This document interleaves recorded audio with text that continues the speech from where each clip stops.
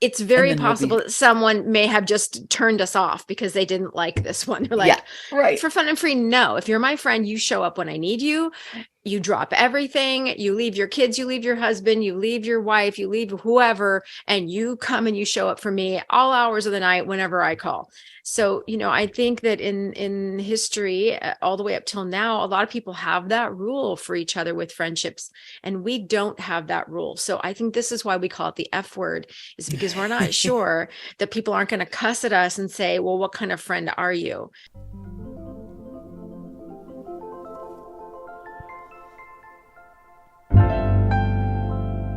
When I'm in need of a great big grin, I know where to go for some oxytocin. When the whole world seems to be cold and mean, I know who to call for some dopamine.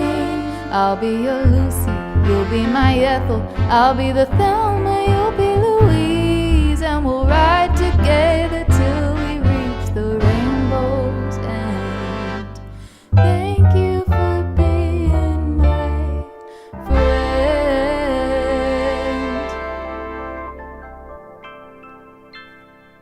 Welcome to Anatomy of Friendship. I'm Kelly Sullivan Walden, aka Dr. Dream, and I'm with Jo-e Sutton. Welcome you first, Jo-e. Welcome. Aw, thanks, Oh, Kelly. this is scary. It's a little vulnerable because this has been like a behind the scenes kind of a thing that we've been doing for about 25 6, years, 26 years. almost 27, actually. This deep, deep friendship that has been deep and profound. At some point, people have asked us how we do our friendship because it keeps getting stronger and richer. We've been reticent to share because it feels almost like, oh my God, if we expose this, is it going to go away? Or will something happen? Or will we get judged? And all I know is that I feel like at least for me, that saying, as you just said to me off air, to the one who much has been given, much is expected. At this point, I think we've got a solid enough base that we've got something to share and we can't just keep it to ourselves anymore. So Hmm. we're talking about friendship. We're talking about how we do friendship. What do you think we're doing here, Jo? Well, What's the point of this whole thing? the point of this whole thing is that, for years we've been collecting, not, I mean, not only have we been doing friendship for a long time, but we've been collecting distinctions that Right. we've built our relationship on. And Right. so we've got distinctions that are like rules, and we have distinction that are like tools, and we've made jewels out of them. And so we tried to squeeze a whole bunch of our rules into the acronym friendship. So we're calling it the friendship formula. And I think what we're doing is we're trying to expose the kind of rules that we live by that help us to have shared values so that we have something to refer to when life happens, either between each other, with our family, with our friends, with our community, with our work, with our, businesses, with our books, with our projects. We actually have been able to use this formula with all of these different relationships, but specifically friendship is what this is about. But we find that there's friendship inside of all sorts of different kinds of relationships. And so we're just trying to cram our rules in there so that people can have really, really high quality relationships that are satisfying and Right. self-responsible, really, I think. We've just got scattered notes and journals all over the place. And we roughly compiled them, at least to the best of our memory, and and did the best we could to get succinct about what are the most important things that we've discovered. What are the real pillars of our relationship temple? We're going to tease this out, just we're going to talk about it just in the most succinct way. And then we're going to Summer. dedicate the rest of this show basically to unpacking each element, each letter of the friendship formula per episode. At least that's what our thought is. We'll see how Right. that actually goes. So let's start with the F word. F in friendship. I've been saying a lot of words. You start. No. F is yours. Oh my God, I get the F word. Mhm. I'll just say that Rumi, and I love Rumi, the Middle Eastern poet, he said, never give from the depth of your well, only give from your overflow. In other words, give what's for fun and for free. This principle is for fun and for free. So this is basically the hallmark of the whole friendship formula. It all rests on this. The nutshell of that is I only will give what I have to give freely without it hurting me, such that I don't feel resentful. And ultimately, you can trust that what I'm giving out of what's overflowing in my heart to give. So you don't have to keep a tally necessarily or at all. You know that my giving comes from a pure place. And by contrast, this is a hard one to talk about because, and Jo-e, you can talk about a little bit about that, but I'll just say that the contrast of if I'm not giving for fun and for free, it means I'm probably giving from a should or a have to, and there's probably strings attached, which ultimately equals resentment and yucky, and maybe even a little poison. Okay, so maybe you can talk about why we feel so, in some way, codependent about, like, worried about sharing for fun and for free, thinking people are gonna like click, hate these women. What do they mean by that? Well, we're going to dedicate a whole episode to this, so I won't say too much. Oh but shit, I've already said so much. It's okay. No, well, I think we kind of need to because, Yeah. it's very And then we'll possible that someone may have just turned us off because they didn't like this one. They're like, Yeah, right. for fun and free. No, if you're my friend, you show up when I need you. You drop everything. You leave your kids, you leave your husband, you leave your wife, you leave whoever, and you come and you show up for me all hours of the night whenever I call.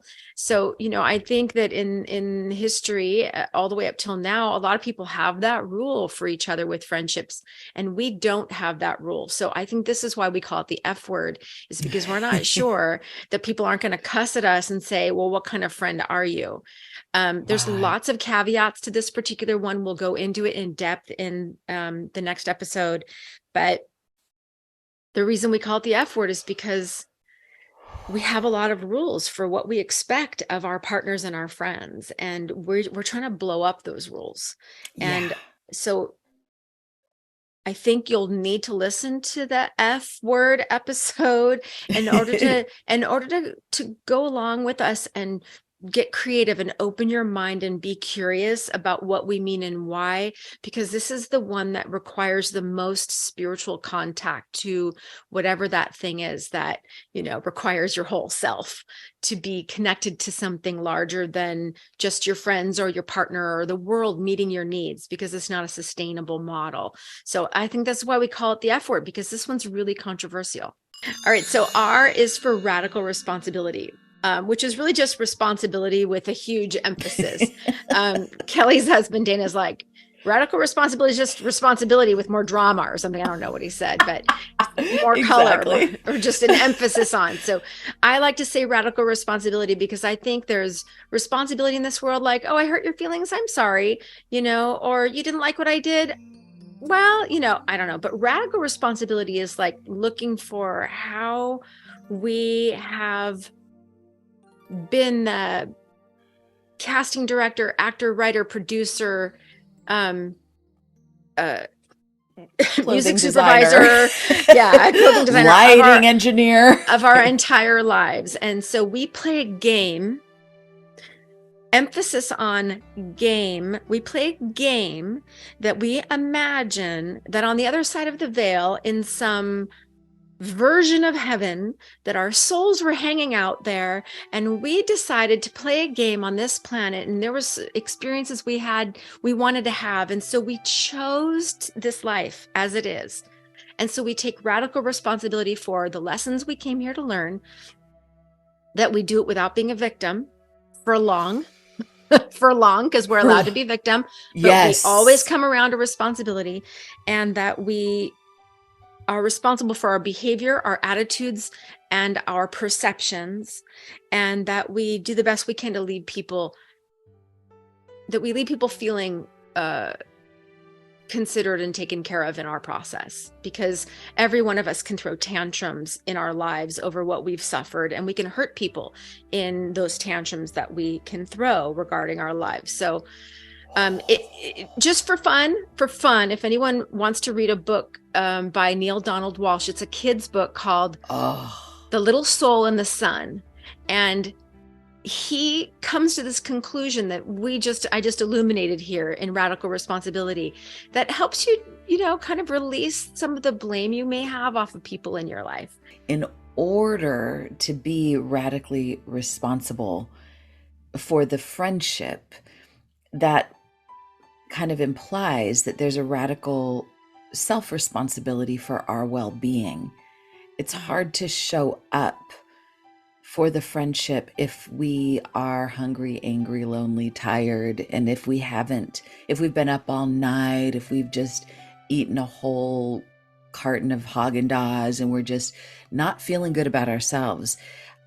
So this has, like, as part of the subtext, it's about deeply loving ourselves and thinking of love as a verb when it comes to ourselves, so that we do have something to overflow with to this friendship. That was amazing. That was really important, like being responsible for the conditions of our own wellness, so that we can be responsible for ourselves. So we can love our way to health. Yeah. So, and one thing that our friends who are listening and or watching, you'll discover as we go along, that practically every one of these letters in the friendship formula, they all relate to each other. They overlap, and so there's very blurry lines between all of them. So this brings us to the I. So let's imagine you're in a friendship and everything's going happily along, and then one day you call your friend and they don't answer, and maybe they miss a text, and your feelings get hurt. And there might be some undigested PTSD that might suddenly think, that person doesn't love me, that person doesn't care about me, that person maybe never did love me, they never did care about me. So I know for myself, when my feelings get hurt, it's an easy assumption to imagine that my feelings are hurt because somebody hurt me. And this assumption of guilt is perhaps one of the most toxic things that can happen in a friendship, and maybe the very reason these long-term friendships or medium-term friendships dissolve, or where people get ghosted. So I have been the person that has been the accuser of guilt, and it's been projected onto me that my lack of awareness, or my bull in a china shopness that was unintended, was out of malice.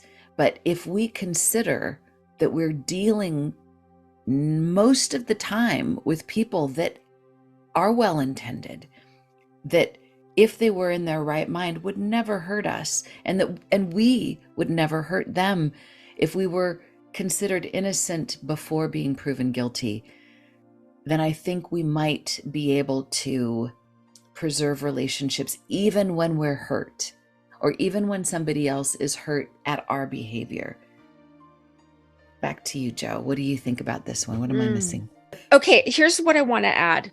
And I think this is linguistic. And we love linguistics because, in psychology, they say how you how you feel is based on what you believe, and what you believe is based on what you think, and what you think is what gives you your behavior. And so what I want to say is, when a person acts in such a way that we feel hurt by, if we just change our language from what they did to me to what they did. It's not what they did to me, it's what they did. Mm-hmm. And what if what they did has to do with them rather than has to do with you? Yeah. And so, there's a lot of reasons that we get so irritable in our lives, so short-tempered, so impatient, so passive aggressive. So there's so many reasons that we can get that way. And usually, and you already mentioned HALT, hungry, angry, lonely, tired, another 12-step beautiful acronym. Like when you are hungry, angry, lonely, or tired, you need to halt, you need to stop. But most of us are living to our edges and to our extremes. And all of us are hungry, angry, lonely, tired at some point in the day. And so oftentimes we end up behaving in such a way that could be hurtful if someone was sensitive at that moment and they too were hungry, angry, lonely, and tired, and they were affected by, that we're energy beings. If you are crispy, your crispy energy is like a little wave in the ocean, and it hits the ocean of you, and you're like, hey, you totally rocked my wave. They didn't mean to rock you. They were rocked. So I think the linguistic, this could be a tool. Instead of what someone did to me, is what they did. Instead of someone made me feel this way, it's this is how I feel. And those two reframes in perspective help us to have radical responsibility for our feelings, and then restore innocence to the person. And just like, they're just doing the best they can, like we are. And we hope that they see our innocence as much as we need to see theirs. So if for any reason we need some impetus to see their innocence, just think about how much you wish people would see yours, right? Right, exactly. And this PS doesn't excuse abuse, physical abuse, or emotional or verbal abuse. So so that is an important caveat. There are some people that have such trauma still in their body, and their protective mechanisms are so destructive that it's not safe to be around them.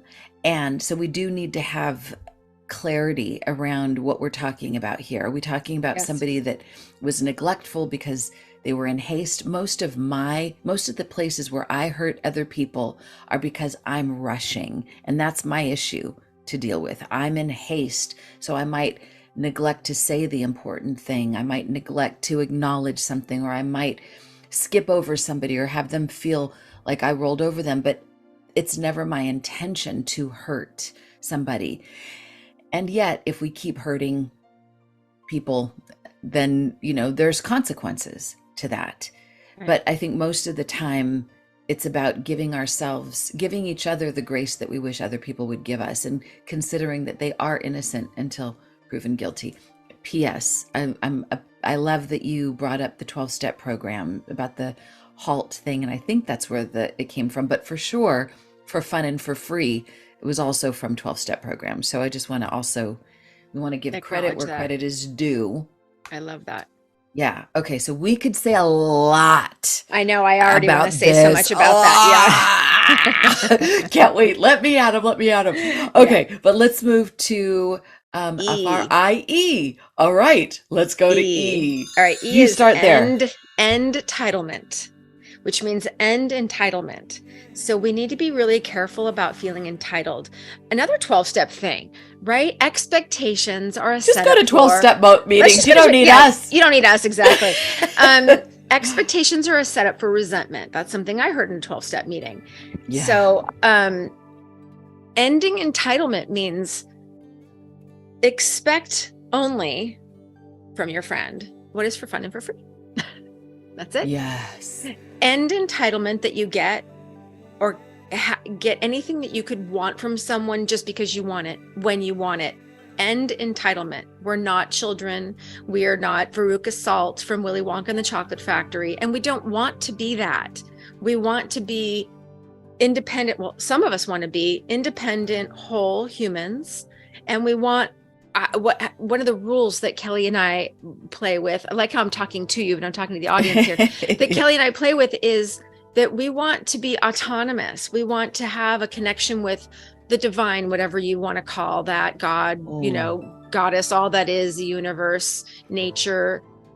I think one of the most important things we can do inside of this distinction known as entitlement, is to consider that we are only ever in relationship, whether it be our friendship, our romantic partnership, with a boss, a colleague, whatever. We're only ever in relationship with imperfect people. Period. We are all on our edge, and we all have blind spots. It just comes with the hardwiring of being human. So if somebody doesn't do something the way you expect them to do, that's going to happen. So to be willing to check ourselves when we get huffy, when I get huffy, because I get huffy. I get, as one of my sisters likes to say, I get on my high horse. Not proud of that, but it's when I have an expectation and I'll say words like, I'm just disappointed, that's all. And it's with a little sting attached to it. And on the other side of it, so there's me being entitled to expect certain behavior. And I think when we get into this session, this episode, we're going to unpack the importance of having a high value and having high self-esteem, having royal self-esteem, and yet not feeling entitled at the same time. So those might seem like they're at cross purposes. Having high self-esteem and yet not being entitled. Like, how do we do that? We're going to unpack that more deeply. I guess the last thing I'll say for now is when I have shown up like gangbusters in the past, and I've given my whole all self because the moment seemed to require that, and I was inspired in that moment. So say on a scale of 1 to 10, I gave a 10. And then after that, the person I gave to, I'm thinking of a person in particular, has been pissed off at me because I didn't have that same level to keep giving. So this is where I think that quote comes from. No good deed goes unpunished. So instead of being praised for that moment where I really rocked it, I am punished ever afterward for not hitting that high bar every single time. So, and that discourages me from wanting to give because I feel like I've got a chip on my shoulder, and it just creates this negative spiral. So in order to just not do that, we have to check ourselves. Where am I entitled? Where am I feeling entitled? Or where am I feeling crispy because somebody's treating me in an entitled way? So this is a big one. All of these are big ones. Each of these elements to this friendship formula are loaded and coated with 5,000 tons of dynamite. This one's no exception. Okay, Jo. F is for fun and for free. R is radical responsibility. Hey, that rhymes. I is for innocence. And E is for entitlement. That brings us to N. N. For naked. Tell us about N for naked, Jo. Okay, N for naked. So naked is another word for vulnerable. Yeah. Naked is to be uncloaked of our survival mechanisms, uncloaked of the armor that we wear for protection. If you have your armor on to protect you from pain coming in, you also are armored up against love coming in. You can't armor up against one thing and not armor up against the other. And same thing, when you're armored up, the pain can't get out and the love can't get out. And so, just last night I had a crunchy moment with with Krista, and and I left the house and went on a drive, and I left a nice download for you, Cal. And I like got the bees out of my bonnet, and I ran our issue through the friendship formula and found out that I was not being naked. I was being armored. And there's no way that we could have intimacy while I'm armored. I can't simultaneously protect myself and try to get close to you at the same time. So naked is the commitment to vulnerability. And I want to plug another book for this one, which Mhm. is Undefended Love. We'll put Undefended all Love. of these in the show notes, by the way. Yes, yes. Undefended Love Undefended to love. me is the Bible book for any intimate relationship. Because this book teaches you how to take all of your triggers and all of your pain and turn them into an opportunity for intimacy. This is an opportunity for nakedness, and I can't plug a book more than this Mm. one for intimate relationships, because, oh, be higher and be good and be honest and take responsibility and all that crap. I'm sorry, all that is lovely, but if you don't know the formula for taking your pain and turning it into responsible communication and exposing yourself in such a way and communicating in such a way that inspires your partner to treat your tender places with love, then we're going to either act out or we're going to hide. And neither of those things are going to give us a relationship. That doesn't give us nakedness and that doesn't give us intimacy. So that's my plug for N. Would you like to add anything to N? Is anything coming up for you? Yes, Do there it. is. There's a few things. So for myself, what this tends to mean is I have to look past my ego. And the ego isn't the devil. It's just part of the packaging, part of the hardwiring. I have an ego. We all have an ego. We all need an ego. We wouldn't be able to brush our teeth or show up or press the Zoom recording button or be able to listen to this podcast. We just need an ego. But often when I'm upset or in pain in a relationship, one of the places I check is what's happening with my ego here. And often what's covering my nakedness is my ego. And I'll say, like, my ego wants to look good. That's the agenda. The ego just wants to look good. And if I look beneath it, so if I was to say to you, Jo-e, oh my God, I'm going to attempt to get naked here by acknowledging that my ego is, I'm just embarrassed that I didn't look good, that I didn't say the right thing, or that I said something stupid. So by acknowledging what's on the surface with an attempt to get underneath the ego. For example, with Dana, my hubby, one of my things that I often admit, and it's often embarrassing to my ego, but I'll tell him one of the reasons I get so mad at him is because my ego wants him to be proud of me. And if he says something that has a critical tone to it, I'll get all puffed up. But by the time if I'm going to resolve it with him and get naked with him emotionally, I have to admit, my ego just wanted you to say, I'm proud of you, Kelly. And I inferred by that comment that you made that you're not proud of me. So I got all up in arms. So sometimes it's about calling ourselves out on what our ego strategy is. And that entails a bit of confidence in the fact that we aren't going to die if we do that. And there's a lot more to say, but I think that's it for now. That's it for naked. Okay, I do have to add a teeny bit to the naked. Okay, please. Let's keep going. Just the word ego. I just want to say it's the thing that tries to protect us, wants to keep us loved so that we are accepted in the tribe and we're not voted off the island. And so a lot of people demonize ego, as we know, and we can have lots of conversations about this, and we will. But I just want to say our egos are, the part of us that are trying with very, very young interpretations of what protection is and what being liked is. And by the way, if you look at elementary school kids and junior high school kids, you can figure out where we got our strategies from. And a lot of us haven't changed them. Like we get triggered and we're like, I'm tough, or I'm a bully, or I'm the victim, or I'm the whatever it is.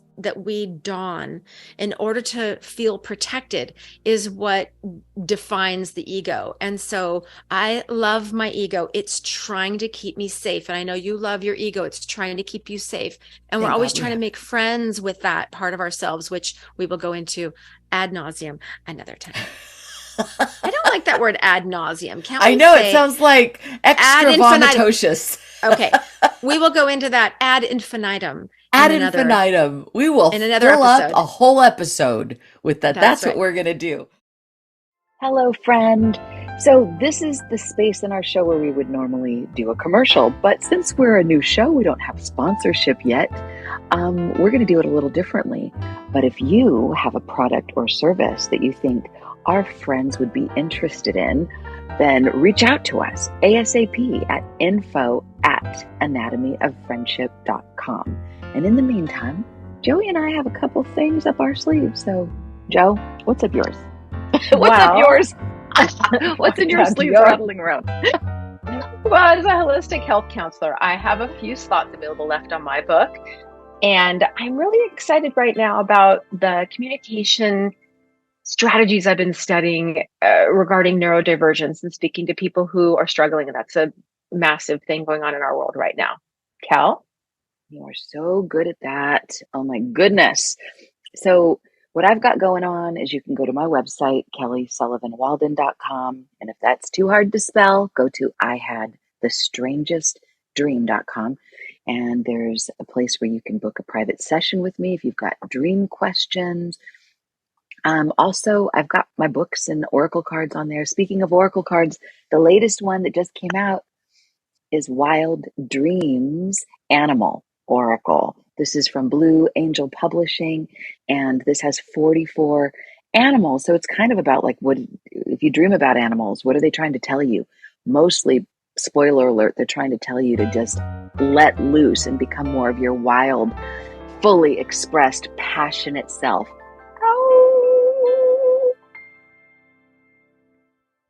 That's what we're Okay, gonna do. D, we're in the middle of the formula now. This is kind of the gooey center of the friendship formula.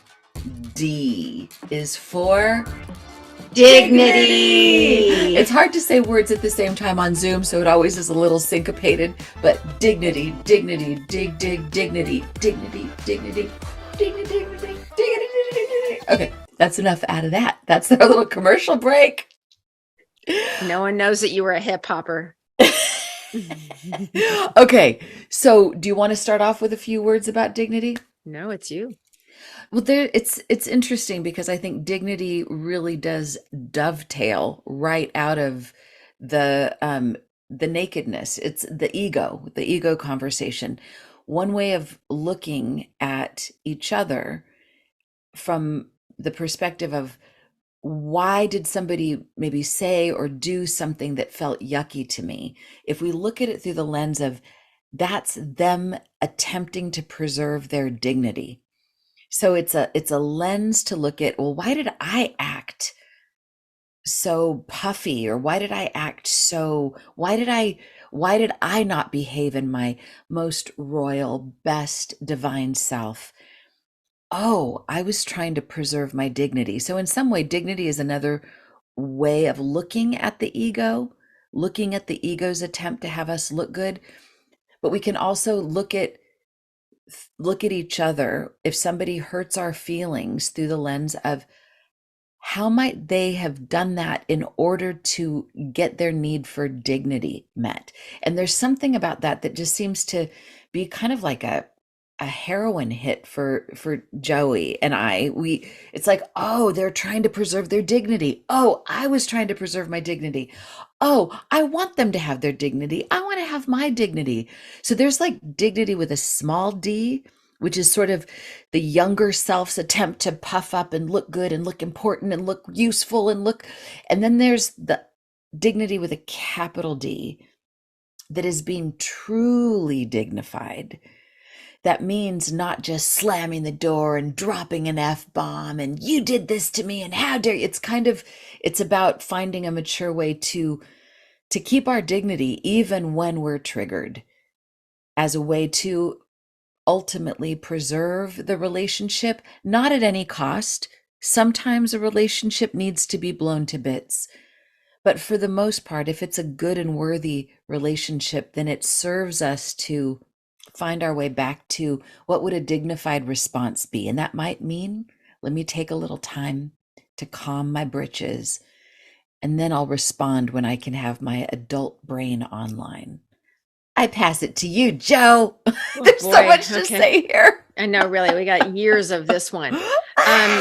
Yeah, and the other way that we use dignity in so many different ways, and I know one of the things we talked about more recently is like if someone in my life saw something about my relationship that felt really not good to them, and they loved me so much that they wanted to fight for me to have a good relationship. And in that fight, there was a lot of judging and criticizing and, repetition. And dignity in this conversation is give me the dignity of my process. If I've given you permission to say something about me in my life, then I hear it. If eventually I say you no longer have any more access to me this way, I've heard what you had to say, and now the rest of this is going to happen on my own time in my own way. I'm not interested in demonizing myself or another in order to free me from a relationship when there's a moment of difficulty. My partner and I have had lots of moments of difficulty, and our friendship continues to survive that because we continue to be committed to radical responsibility. And we both just keep going to our corners and checking in on ourselves and getting help where we need to get help so we can be the dignified people we want to be. So the D here is also dignify my process, whether you like it or not, whether you agree or not. If I'm saying, please don't talk about me anymore this way, then don't dignify my process. And if you can't dignify my process, I have the right to have boundaries around that in a dignified way. I don't want to guillotine any relationship. If I'm in my royal self, my adult self, my higher self, I can use words, I can have boundaries, I can speak what I need and want. If I don't get that, or someone, won't stop, then there's ways to stop, communication. That doesn't have to be mean or undignified. I can take care of myself in a dignified and loving way while I also have boundaries. So there's dignity. This word, we can find lots of different ways to explain the way that we use it, but dignity is one of our favorite words. And it's right in the middle of our acronym. Yeah, exactly. Do you have anything you want to add to that I think I'm just going to underscore what you just said about giving each other the dignity of our process. And the quote is, I trust your process. And which came from my mom. Which came from Madeline Weber. That's right. Shout out to you, Madeline. Yeah, that is a core piece. And we have to mean it. It's not just words. I trust your process. It means it. Okay. Right. So that's dignity. Now we move to S. S. Oof, okay. S is for safe. Yeah. Safety, right? Yeah, safety. Like we want to provide safety for our friends to be who they are. We want to feel safe to be who we are. We want to feel safe to make a mistake and to take responsibility for it without having someone turn it back on us or attack us or go, see, I told you you did that.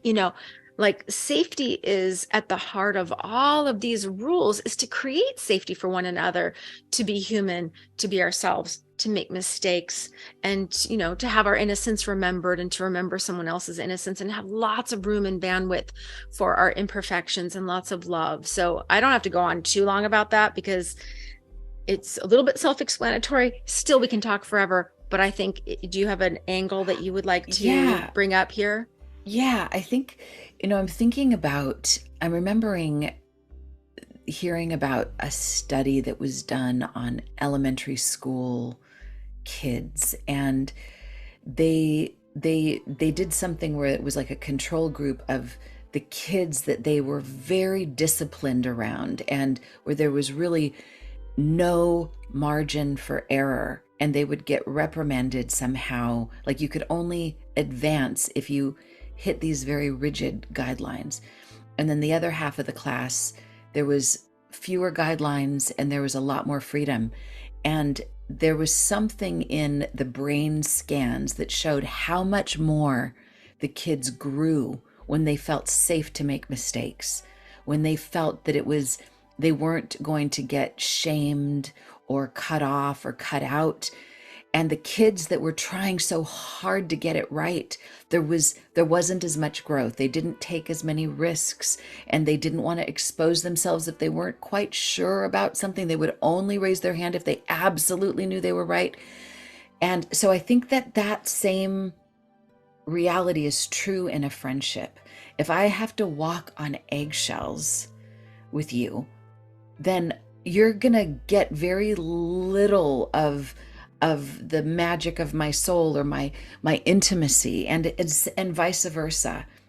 So there has to be this basic set of agreements around how do we get to emotional safety, because it's for sure that I'm going to screw up, and it's for sure that you're going to screw up. But how do we, if we have enough built in, and basically this whole friendship formula is about how to create safety so that we feel free to screw up. I mean, we want to celebrate when we screw up. Like the other day, you reached out to me, you were like, Kelly, I'm so excited. You hurt my feelings. Can I share it with you? And I'm like, yeah. I mean, honestly, I was like, oh shit. But I felt like it was going to be a blessing in disguise. Like there's room to screw up here, and it's even celebrated when we do. And we know we're going to grow. So that's an environment where genius can happen, where cutting edge ideas. I mean, even in companies, I heard that there was some technology company that actually paid their employees a bonus if they screwed up and learned something from it. Like, Wow. what? Yeah. What? So there's something in this, like reducing this stigma on mistakes and being able to celebrate that in order to amplify growth and depth and furthering our evolution. That's what safety can do. Okay, I Juicy. have a little story. I want a little baby story to add. Do Okay, it, do so my sister was always a perfectionist growing up, and in our later years, we became friends. We were sisters, but we became friends later on. And I remember she made a mistake around me, and I do sign language, and the sign for yippee is this: yippee yippee. So if you're listening, I've got my palm open and I've got two fingers on my palm like they're legs, and they're jumping up and down, yippee yippee yippee yippee. So every time my sister would make a mistake, I'd go yippee yippee. And over time, every time she made a mistake, she started to think of me going yippee yippee, because Jo-e saying it's safe to be imperfect. Her sister, her beloved older sister, was like celebrating her imperfections. It was safe to be imperfect, and that she was more loved rather than less loved. And to this day, she still does the yippee thing, and it's really cute. So I just wanted to add that thing to the safety. And yeah, I love that so much. cute. Yippee, yippee, yippee. Okay, this is yippee. great. Okay, H. H is for hold yourself. And this very much dovetails along with the S for safety. This is about recognizing that we are responsible. This also ties into radical responsibility. The image that I have for this, and shout out to Dr. Georgina Smith. That's who, Dr. Georgina Smith, a therapist that Jo-e and I have both seen. And she told me once when I was in a session with her, I was really upset at Dana, and she paused me and said, you got to keep a hold of yourself. And if you're watching this, you'll see that I'm kind of creating like a hug out in front of myself, like I'm holding a beach ball, holding on to myself, which means if I'm triggered, I can be as triggered as all get out, as my grandparents would have said, but I don't want to put it on somebody else. There's that saying, hurt people hurt people. I don't want to be that kind of person. I don't want to be that kind of people. So the image that I have is it's a crying little baby, my little baby self that's so hurt and sad and scared and pissed off and lonely. And instead of just picking her up and putting her soggy diapered self on the lap of somebody else saying, you fix it. It's like, I need to hold on to my own little tender hurt self, and I need to reassure her myself. I've got her. Her upset is nobody else's fault. It's somebody else's. It's not their job to fix her. It's mine. I have to hold myself. So I pass it to you in words on that. That was great. No, that was awesome. And it goes for radical responsibility. It goes for one of our tools that we'll talk about later, which is the adrenaline scale from 0 to 10.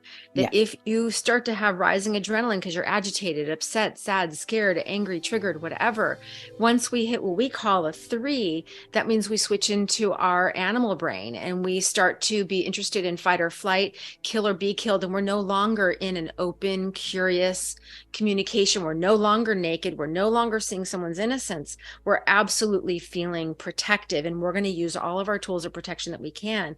And we can hurt someone, or we can go inside and become ice cold, and we can blame and be a victim. But if we can hold ourselves with some higher part of ourselves, some inner parent that we make up, if we don't have a good parental model, we can make that up. We can imagine how our best friend would hold us, how compassionate that friend would be. So we hold ourselves in the arms of our own best friend until we can wake up our adult, our higher self, our royal self, and have that person come to the table with maturity and communication. So we're really, this friendship formula is really to help us all grow up and be mature adults, being responsible for ourselves and also being responsible for how we show up to other people. How can we expect other people to treat us with dignity if we don't treat them or ourselves with dignity? So I love this, like putting our inner baby with a soggy diaper on someone else's lap and going, here, you be responsible. That was a great image. I love that you said that, because I'm like, wow, that is horrible. And that's exactly what we're doing when we put our stuff on another person. Okay, great. Let's see if we can get to the I. Oh my gosh. The next okay. Eye, the second eye, because we need 2 eye. eyes. That's right. That's good. So what's All right, the second the next eye, I is for I am all of it. And this is a very precious, precious distinction that we have. So many of our conversations, especially Kelly, with you as a doctor dream, a dream therapist, a dream interpreter, a dream life coach, trainer. Dreams are so important to you. And I know you come from the Jungian perspective of all aspects of a dream are ourselves. And so the I am all of it is precious to me too, because I had a spiritual awakening that had to do with loving all aspects of myself, aspects that I had been judging and criticizing and hiding and ashamed of. And it's like, how could I expect anyone to love me if I was dissing all these parts of myself? Even if you did love me, I didn't believe you. I didn't believe you because I couldn't love that. So if you love me, it's like I let you love a third of me, but the other 2/3 were hidden. And so the I of I am all of it is not only I am all of it. Like a friend of mine once said to me, everyone in the world is a cell that lives inside of you. So we are the universe. We are all the stars in the universe. We are all the planets in the universe. We're made up of all of it, even if it's just a micro tiny bit of the worst person that you hate in the world, that murderous, horrible, lying, cheating, fact ruining human that we dislike. Fact ruining as the worst offense of all. Sorry. But I can find somewhere in me that does that, where I lie to myself, I cheat myself, I deny facts within myself. All those things, if I reduce the person I hate the most to adjectives, I can find how some of that exists inside of me. I'm murderous inside myself. I try to kill parts of myself off. So in the past, up till now, right? Thank you. So the I am all of it is very precious to Kelly and I, because it is part of the radical responsibility. Like, how can we love, at least understand? Like our first writing coach, Lisa Lieberman, doctor, used to say, you don't have to love the antagonist in your book, but you have to understand them. You cannot make a black and Right. white cartoon Ooh. version of evil and good. Ooh. That is not true. There's always the yin and yang, the little bit of good and evil, and a little bit of evil and good. So we have to find a way to hold all of it and identify with all of it. So that's where the I am all of it comes from. And boy, we can't wait to talk more about this one. We got a lot to say on All right. that. Do you want to add something to this? Oh, always. I just want to say that that saying, spot it, you got it. We wouldn't be able to see or perceive behavior if it didn't have some reality in us, even if it could fit on the head of a pin. And the ego, this goes back to the naked thing, the ego doesn't want to see anything other than perfection in ourselves. I would never be angry. I would never be haughty. I would never be murderously rageful. I would never. But I am all of it. I've got it all. It doesn't mean I am all of these things. It just means I have those things. They all exist, even latently in me. So the question to ask is, have I ever done this behavior that I find so offensive? Or how might I ever have that same behavior? Or have I thought of it? Or have I even thought of it? Thought of it. Bam. So important. And there's alchemy, like almost instant alchemy that seems like it's almost like it's the worst thing to admit that I have these things. It's the bitterest of bitter pills to swallow. But the moment I do is the moment transformation and alchemy starts to happen. Now, that doesn't mean that person, if they keep persisting in an abusive way, they get to stay close to me. We'll talk about the rings of Saturn in more depth on another episode. But the idea is to at least recognize that I have all of that, and that begins to diminish. That starts to really lower the heat on my upset and bring me into a bit more peace and understanding. Okay, now for the P. Let me just say that it reduces separation. Yes. It reduces the feeling of separation, which I think is the pain, something that's so painful for most humans. Which I would say actually is the pain. If the big pain is separation, the sense of connectedness and unity is the medicine. So there's something to unpack there that we will talk about in more depth at a later episode. So let's go to the P, because you and I both love to pee so much. All right, you tell us about the P. Okay, so the P stands for purpose. In other words, why the hell are we doing all this? Why go to all the trouble? Why shouldn't it just be easy? Shouldn't we just be able to roll out of bed and just have our friendships just easy peasy? Shouldn't that be the way of it? No. If it was so darn easy, everybody would have it. It would just automatically happen. But we go through this friendship formula, and it ends with the P, because the P is kind of like the big picture, the big why are we doing all of this? And I said this at the very beginning of this episode about that breakthrough UCLA study about the why of long-term friendships. We get so much from these. We put in a little bit of effort and really this friendship formula, once we learn this language, it doesn't have to be so difficult, so painstaking, so hard. But by applying it, the cost benefit ratio weighs so heavy in the benefit. We get so much from it. That means we earn long-term friendship. We earn deeper levels of trust. We earn deeper levels of magic. And in the moment that things are difficult, when the heat is on, it would be just so easy for me to just be like, rah, I'm pissed off, I'm mad, you did this to me. It would be like scratching an itch that would just feel so good in the moment. So the P for purpose is about just taking a breath with that short-term gratification that just wants to scratch an itch and saying, okay, honey, we could do that, but we might lose this friendship that we have. So we need to just hold ourselves, calm ourselves down, go through the whole friendship formula, and remember why we're doing this. What's the big purpose? Why do we have our long-term relationships with our significant others, meaning our intimate partner, with kids, with coworkers, with our friend, with ourselves? The purpose, it's the big why. That's what this formula is for. Jo, I just have to thank you one more time. And on a parallel plane, I'm going on and on and on, but I just thank you so much for getting us started and starting this process with me 26 years ago. And then now we're kind of coming out from the overflow of our well, and we're giving this away. And I pray to you, our listeners, our friends, that this serves you in some way. And Jo-e and I both would love to hear what you're getting from this so far, even though this is just episode 1. If there's anything that triggers you, if you've got an additional thought, because we are a work in progress. We are learning as we go. We're not at the top of any old mountaintop, but we want to continue to grow, and we want to take y'all with us. So you get to say the final word here, Jo. Any last words before we bid our friends adieu?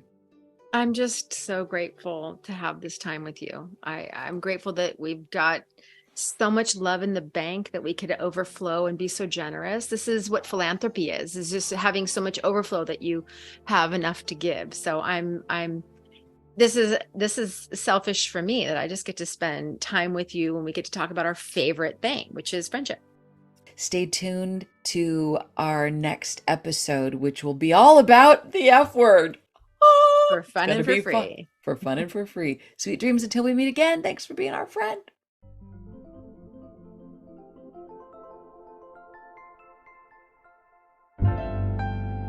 Thank you for joining us on Anatomy of Friendship.